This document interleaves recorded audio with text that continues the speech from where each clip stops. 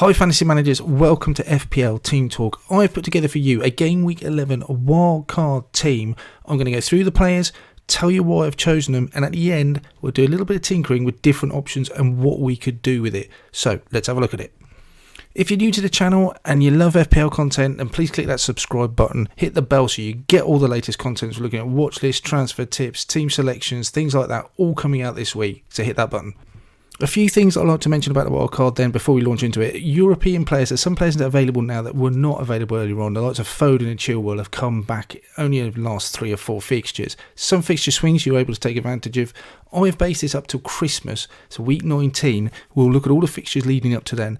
And the wildcard, everyone will get a new wildcard in January. You can't carry one over if you're new to FPL. You'll only get one. But this side looks really good. We'll have a look at the analysis in terms of fixtures, goals scored, assists, and their XG, expected goal returns, how all that matches up. I'm really jealous. I think this side looks great. Let's have a look at it.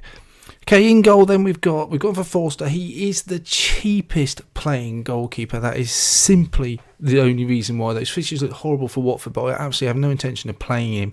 But you know what? If something happened to our main keeper, Ramsdale, then he would have to play. I don't want to make a transfer on a goalkeeper. So Ramsdale's a set and forget for me. I am, if I'm honest, absolutely open. It was a toss-up between Sanchez and also Ramsdale. There's possible Fernandez because Ray's out at the moment. So there isn't, I'm not saying if you went for Sanchez that would be wrong. His fixtures look alright. Ramsdale seems to have that save points potential as well. And as he showed against Leicester, if he gets the clean sheet and the saves, well, he can get a good 10-11 point haul. So it's a toss-up between the two. When I did my wildcard, I went off Sanchez onto Ramsdale. I don't think there's much in it. And also there's a video coming out later on in the week, look out for that, about goalkeepers and is it worth spending extra money on them. For the moment, I don't think so. 4.5, 4.6 for a keeper is fine. Ramsdale's the one for me. He's got great fixtures with Watford. He's got obviously the Newcastle game in between, that tricky one at Liverpool. But for me, I'm sticking with that Ramsdale. Looking at my defence then, it's a really easy choice. I love James and Chilwell. I just think they're absolutely nailed on. The last few weeks has shown how good they are. Chilwell 5.9, James at 5.7, both gone up in price. I just feel that if you had to go for one, you'd go for James. Even before he got his double sort of goal haul, his brace at the weekend, he is more nailed on in that right-hand side spot. Has less competition than Alonso and Chilwell competing on the left-hand side. So James seems to have that right-hand side nailed down. 4 goals, 2 assists. His XGI is just enormous for a defender, 0.62. And if you look across, we know how sort of threatening and potent Alexander-Arnold is getting forward. He's the most expensive defender in the game, but his expected goal involvement is only 9.54. I say only, that's still really good and high. But James, even better. And you double that with the fact that Chelsea have got 8 clean sheets in 10 games this season. That is just incredible. If he plays what you expect him to, he's just going to haul every game. Chilwell, absolutely brilliant. He's got 3 goals in the last 4 games. His XGI nowhere near as high. But again, if he plays the minutes, then he's going to get those clean sheets. You have to accept, I think, with that Chelsea team, that sometimes there's a prone to rotation. You'd expect one of those two to play. Cancelo, he appears to be the most attacking threat out of all those defenders. He's played every minute of every game in the Premier League so far this season. Only got 1 assist. He scored in the Champions League. I still want him. City annoyingly have conceded a few goals in the last couple of games. But I don't think we can take that in isolation. We have to look at the bigger picture. They are a tight defence. I've put Johnson in there as well. Yes, he scored again the weekend, obviously away at Villa. He's played the last 3 games, 90 minutes, at 3.9. I don't think we can afford to overlook him. He just enables us to do so much else elsewhere in the squad. The other option would have been Livramento. Obviously, he's 4.2, 4.3. He also has got good, I'd say probably more goal potential than Johnson. However, I think he's a bit cheaper, and I think I'd trust that West Ham defence slightly more than I would that Southampton defence. 3.9, if he loses his place, if West Ham do have a tough fixture or two, which they do have up, I don't mind benching a 3.9. I've got enough cover with the rest of that team. But that defence looks really good. So we've seen how attacking potential they've got. Let's have a look at those fixtures. Chelsea's fixtures look pretty good in the short term. Again, they've got Burnley at home coming up. And then up to game week 19, they have some really nice fixtures. We know Chelsea can keep clean sheets against absolutely anyone and produce attacking returns. So I've got no worries about doubling up on that Chelsea defence. I did consider tripling up with Mendy in goal. I just think, no, let's just go double up front. There's so many other options that we can exploit. Cancelo, he's got some tough fixtures coming up, but again, looking at 15, 16 onwards, great fixtures for Manchester City. He's playing every week, so he looks as nailed on as anyone else and more attacking than any other City player. Johnson does have some tough fixtures in there again. West Ham, I wouldn't say they're defensively the strongest, but again, cheap, and he's providing attacking potential as we've seen this weekend. So I don't mind benching 3.9. That's fine. I've got enough cover elsewhere. And we know with Trent, we know how attacking and how good he is. I'm slightly surprised he hasn't produced more than what he has so far this season. Tough games coming up, but he can produce the goods against anyone, as we know, and Liverpool's defence is much better than it was last year. And look at those fixtures coming up as well on the horizon in the medium term. They look great. Moving into that midfield then, we got Phil Foden. He's been playing very centrally, very forward for Manchester City in the last couple of games. Obviously, no Ferran Torres, Jesus playing out wide, and no real other recognised striker. He's been taking that mantle up front. He's 3 goals, 1 assist. He's been brilliant. Even though he played against Crystal Palace, that should not taint our opinion about Manchester City in any way. His XGI, very good, 0.68. He looks like he's one of Pep's absolute favourites, nailed on. I like him. I don't see why you would look elsewhere. He looks like the main man and a threat for Man City. Gallagher's been, his XGI has been brilliant for quite a long time now. So everything seems to go through him. I've had him in my side a while. Obviously, the sensible decision was to bench him at the weekend. He obviously got great returns there at Man City. Palace playing really well. 3 goals, 2 assists. That's quite impressive. Raphinha's a player I just do not want to go without.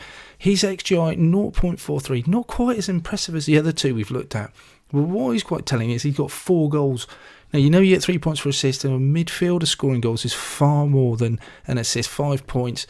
That's what I like about him. He has obviously assist potential. We've seen how good he is. Leads such an attacking side. You can only imagine with the likes of Bamford coming back that he will only improve that XGI.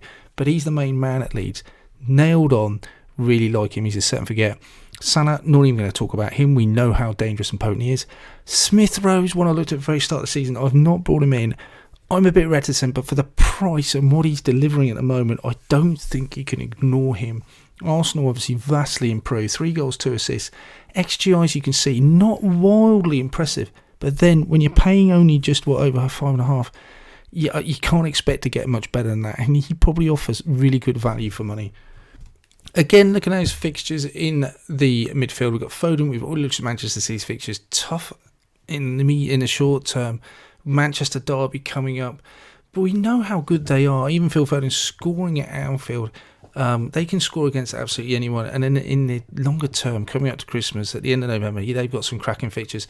Palace's fixtures look really good coming up as well. That's a good reason to target Gallagher, as does Raphinha's. Salah can score against anyone. Smith Rowe does have a tougher time. We can pick and choose one of those fixtures, I think, with Smith Rowe, and I don't mind having to bench him at 5.5 million. I've got no issues with that. Going up front then, this was probably the hardest part of putting the wildcard team together. We're missing a few strikers, and lots of Bamford out injured, DCL out injured, Lukaku, Werner all out. Manchester United having tough fixtures, as do West Ham, so it's very difficult looking at this. The bulk of the money appears to really be invested in midfield and defence. That looks where the value can be. I do like the look of Aubameyang. The fact that he started, I think, all 7 of the last games for Arsenal was really encouraging. He's on penalties, 4 goals, 1 assist. His XGI is good at 0.62. He's got some really nice fixtures coming up. I think Watford at home this weekend. So that's a good captaincy target I like as well, with other teams having quite difficult fixtures. Aubameyang looks really appealing to me. If I was wildcarding, I think I would bring him in. He's at a price point as well, and we'll look at that later on, where we can move to a Vardy, we can move to a Lukaku with money in the bank. So he is a premium, but I can move off him at some point. It gives me an easy route to someone else in one transfer. But I really like Pierre-Emerick Aubameyang. Wolves has good fixtures as well coming up. Jimenez, 1 goal, 2 assists. His XGI is not great, but again on penalties, I do like that. And then the last one was Broja. He's, again, one I'm absolutely open to moving it somewhere else. I'm not entirely convinced about him. 2 goals in his only 2 starts for Southampton. His XGI is good. He's taking quite a lot of shots in and around the box. He was out of the last game. You would suspect he's expected to be fit for the next game at home to Villa. It is anticipated he'll come straight back in the side. He is for 5 million, very cheap. I think he's the best option at that price point at the moment. But let's have a look at their fixtures. So Wembanyama does have some difficult fixtures, but as I mentioned just now, he's got that Watford game, the Newcastle game coming up as well. So there's some nice ones in there. I don't like those red fixtures, and I don't like benching him for the amount of money. So again, when those fixtures turn, I know Lukaku might be back. I could easily do it after the Watford game, move to Aubameyang. Not massively keen on booking a transfer in already for him, but I do think he's a great captaincy option this weekend. Jimenez, great fixtures coming up as well. Nailed on in that Wolves side. I think for the medium term, again, he's a good option.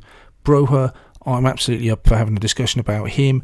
His place in the side, I wouldn't say is necessarily nailed down, but for the short term, again, Villa might be a team worth targeting at the moment, so it's possible to bring him in, and then after that, Norwich as well. That could be a nice fixture for him.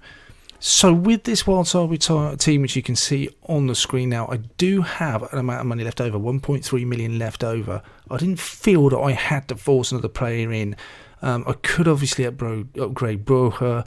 He's one I'm just got a question mark over. Foden and Jimenez, the other two I've got question marks over. I'm thinking there could be better options, other options other than them. I like the idea of having 1.3 left over. And remember, this is based on my side when I tinker with FPL. So that's around 2 million an extra on top, 102 million to spend. So you might not have that much. But I do like the idea of having money left over. It just gives me an easy route back to Lukaku, possibly Ronaldo, Vardy, someone like that, by having that extra money. So rather than tinkering with the whole side and getting the FPL site up and go through the players, I think it might just be easier to explain some of the options you've got. Foden, if you wanted to downgrade him, you could go to Bernardo Silva. I do like Zaha because those past fixtures look so good. He's missed 2 games this season so far for Palace, or rather I should say he missed the Arsenal games through illness, and then the Newcastle game he came on towards the end because he just wasn't match fit, but every other time he's played, he has played 90 minutes. He's on pens. I do really like him. I think he's a great option with those fixtures coming up and a huge differential. He's something like 5% owned. You could go, of course, from Wembanyama. You could have a Vardy. Their fixtures look good in the longer term as well, which again gives you a nice route to Lukaku. You could even just go down to a Tony. So you could change a Jimenez to a Tony. Brentford's fixtures look good. We know Tony's nailed on, and we also know he's on pens. Or upgrade Broha to a Tony. So you do have options there, but I just like with the Wembanyama or a premium striker up front, it just gives you an easy one transfer route back to one of them. But if you wanted to upgrade to Lukaku later on, then possibly Bernardo's another option instead of Foden, just to save you a bit of money. Or like I said, go all the way down to Zaha. He looks really nice and a really good differential. I hope you enjoyed that, guys. I hope you found that useful. Like I said, I'm really jealous. I wish I had these options right now. That defensive midfield looks brilliant. So many options you could choose up front. I really like it. If you found it useful, please comment on anything below. If you think I missed a player, what would you do? Hit that subscribe button, and I shall see you soon.